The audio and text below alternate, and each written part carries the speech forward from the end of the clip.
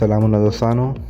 د جاوید صاحب په غوښتنې سره وایي ما ته په الماني ژبه کې په روانه زمانه کې یعنې راتلونکې زمانه کې په الماني ژبه باندې یو څو جملې جوړې کړه. نو یو درې جملې جوړوم، مهمې جملې دي. اوله جمله دا ده وایي چې هغه به سبا زما سره وویني، یعنې ما سره ملاقات وکړي. دا داسې وایو: Er wird mich morgen treffen. Er wird mich morgen treffen، یعنې هغه به سبا زما سره ملاقات وکړي.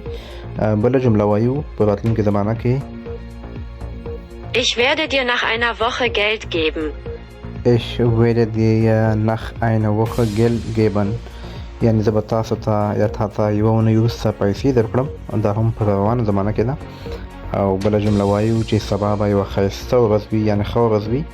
نو دغه جمله بیا داسې وایو: Morgen wird ein schöner Tag.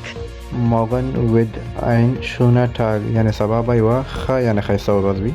دا په راتلونکې زمانه کې ټولې جملې وي.